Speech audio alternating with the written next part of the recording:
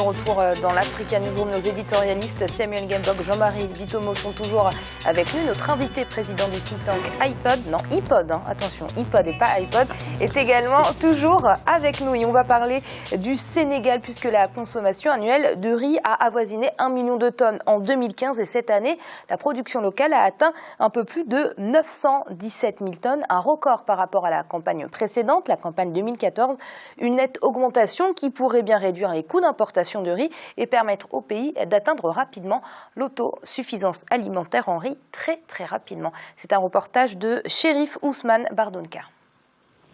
Les performances agricoles au Sénégal ont battu tous les records en 2015. Selon les chiffres officiels, la production du riz paddy a augmenté de 64%, passant de 559 000 à 917 371 tonnes. L'équivalent de 100 milliards de francs CFA d'économie sur les importations du pays pour 2016. Cette croissance s'explique non seulement par la bonne pluviométrie en 2015, mais aussi par les efforts consentis par le gouvernement et les producteurs.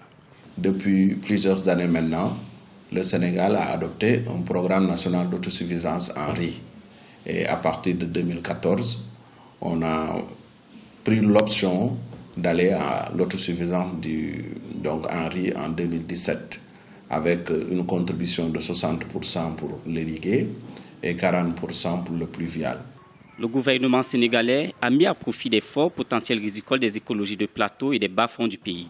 Ceci grâce à la mise en œuvre du programme d'accélération de la cadence de l'agriculture sénégalaise, partie intégrante du PSE, Plan Sénégal émergent. Cette méthode a permis d'augmenter non seulement la production rizicole, mais aussi de faciliter son écoulement sur le marché local. On a demandé au gouvernement de pousser ces commerçants importateurs à porter aussi bien le riz importé que le riz local. Et depuis qu'ils l'ont fait, ce mécanisme-là est bon et permet un bon écoulement du riz sénégalais. La qualité du riz sénégalais s'est nettement améliorée ces dernières années grâce à l'implantation d'unités modernes de transformation.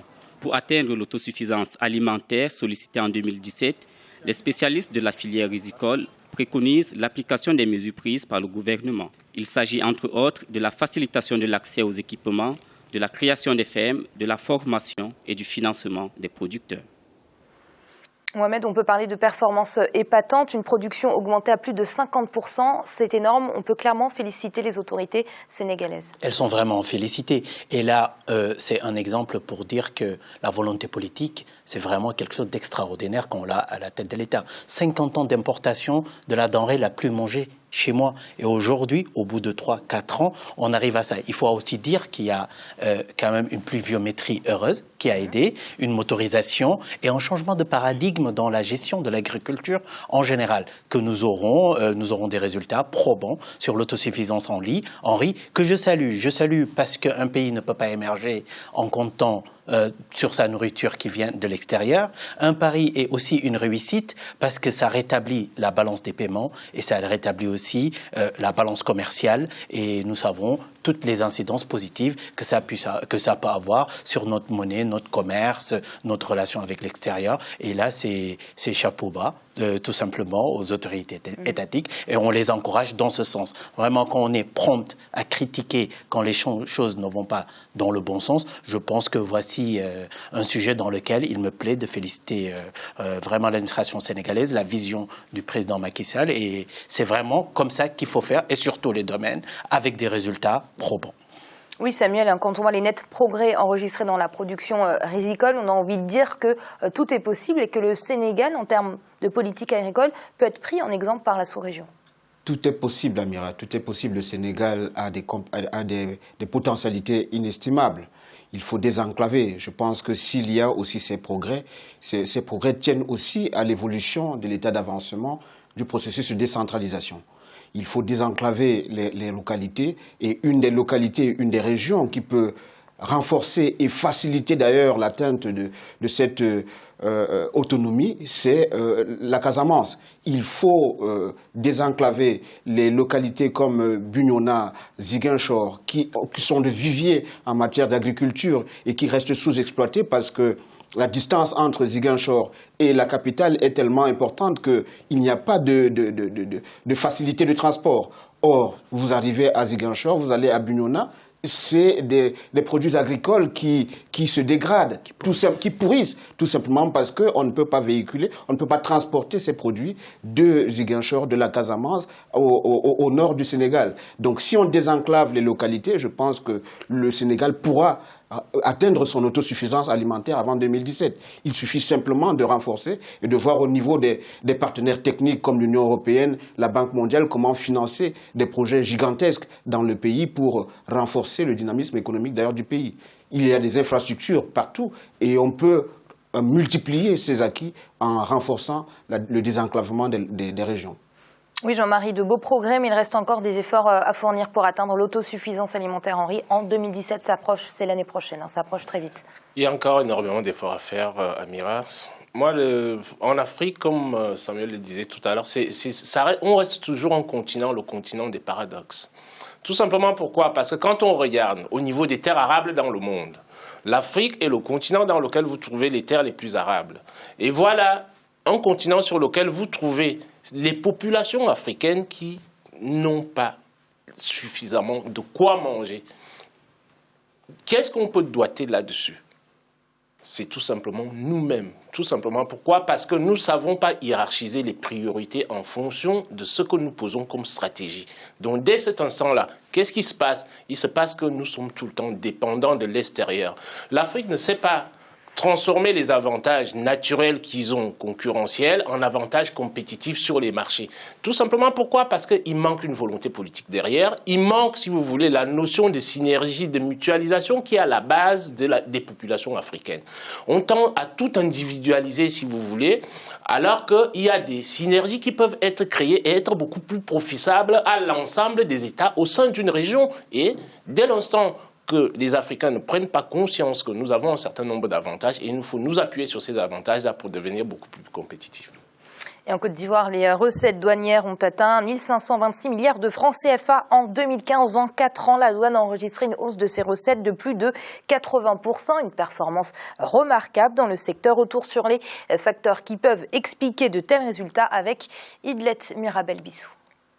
En Côte d'Ivoire, les recettes douanières sont passées de 832 milliards de francs CFA en 2011 à 1526 milliards de francs CFA en 2015, soit une hausse de 83,4% en 4 ans de fonctionnement. Les facteurs explicatifs de cette hausse des performances du secteur douanier sont entre autres l'augmentation du budget global de l'État, la révision des impôts, les rendements satisfaisants dans le secteur agricole, ainsi que les exportations et les importations. Analyser les perspectives de croissance de la douane intègre aussi la relance de l'activité économique au niveau de la Côte d'Ivoire. Sur le trafic du port, nous sommes le deuxième port africain après le port de Durban, avec une croissance du trafic qui avoisine les 20 millions de tonnes. Donc tous ces éléments sont des facteurs qui impactent de manière significative les ressources de la douane. Le renforcement du contrôle général des douanes avec le recrutement de 2000 douaniers en 2013, la rénovation des infrastructures font aussi partie des facteurs qui ont contribué aux performances remarquables de la douane en Côte d'Ivoire ces dernières années. L'activité économique connaît une forte croissance dans le pays. En 2014, la croissance économique s'est établie à 8,3%, une note favorable pour l'émergence attendue dans le pays. La douane a un impact significatif parce qu'à partir du moment où elle dégage des ressources suffisantes, c'est-à-dire qu'elle crée de la richesse, maintenant, comme a dit le gouvernement, le problème sera plutôt de la répartition de la richesse, donc les fruits de la croissance. Et donc, pour être un pays émergent, c'est sûr qu'il faut arriver à l'accessibilité aux frais de base, aux soins de base, à l'éducation de base. La Côte d'Ivoire a beaucoup amélioré son taux sur l'indice de la pauvreté et sur aussi le doing business. En 2016, le produit intérieur brut du pays est estimé à 7,6%. Les exportations ont été dominées par les produits agricoles en hausse de 24% en 2014. Le cacao demeure le premier produit d'exportation avec 36%, suivi de la noix de cajou, 6%. Même si le secteur douanier a connu une baisse des importations en 2014, les produits pétroliers, pharmaceutiques et les transports ont affiché des performances encourageantes. Jean-Marie, une réaction très rapide sur cette performance? Très rapide, tout simplement pour dire quoi? C'est-à-dire, dès l'instant que vous augmentez les échanges dans une économie, vous avez obligatoirement, si vous voulez, vous augmenter le PIB. C'est une mécanique qui est implacable. Donc, les stratégies que la Côte d'Ivoire a mises en place ces 5 dernières années, on en a parlé, là, on a parlé de la Côte d'Ivoire là aujourd'hui, la conséquence est là, ça se voit tout simplement. Pourquoi? Parce que dès l'instant que vous avez une économie qui est en croissance, vous avez un accroissement des échanges et vous avez des recettes d'exportation qui en découlent. Samuel? Oui, c'est à saluer. Je pense pas que je vais dire autre chose que cela. Il faut tout simplement ajouter qu'il y a aussi des mesures institutionnelles qui ont été prises, notamment la modernisation de l'administration des douanes. Il y a cette modernisation qui a contribué à mieux recenser les recettes de l'État via ce secteur et qui contribue très fortement à la croissance du pays. Mohamed? Je dis bravo, donc sur 2 axes. Dynamisme économique et performance de recouvrement. Donc je pense que c'est une locomotive en Afrique de l'Ouest, la Côte d'Ivoire. Elle le prouve encore une fois. Et on va faire notre chiffre du jour, 4,6%. Le gouvernement algérien table l'année prochaine sur une croissance économique de 4,6%. Samuel, une réaction, comment l'Algérie peut-elle amortir la chute des prix pétroliers?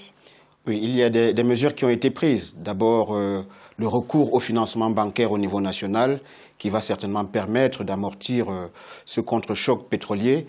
Mais aussi, il faut voir les potentialités qui se présentent au niveau du pays. Il faut renforcer peut-être le poids du secteur privé dans la croissance économique, la modernisation de l'économie qui a été entamée depuis quelques années. Il faudra l'accélérer et ensuite, il faudra aussi voir le volet consommation, donc pouvoir d'achat des ménages. Jean-Marie, est-ce que l'Algérie va mal? Je ne dirais pas que l'Algérie va mal, c'est une problématique qui est axée sur les stratégies qui sont mises en place par l'Algérie. Tout simplement pourquoi? Parce que l'économie algérienne regorge de potentialités énormes. Mais malheureusement, l'aspect gestionnel dont on parle toujours là dans nos économies africaines, c'est ça qui fait défaut. L'Algérie aujourd'hui est un grand producteur pétrolier, de gaz et tout ce qui s'ensuit. Les recettes d'exportation. Regardez ce que l'Algérie place à l'extérieur. C'est-à-dire les placements de l'Algérie à l'extérieur se chiffrent aujourd'hui autour d'une centaine de milliards de dollars. Donc à partir de là, je pense que l'Algérie ne va pas aussi mal que ça parce qu'ils ont les capacités de pouvoir rapatrier ces fonds-là. Ça ne se fait pas du jour au lendemain. Je sais que nous sommes dans la finance internationale, mais de mon point de vue, la situation n'est pas alarmante. Mais à une condition, comme le disait tout à l'heure Samuel, qu'on mette en place des stratégies efficientes. Mohamed, une réaction?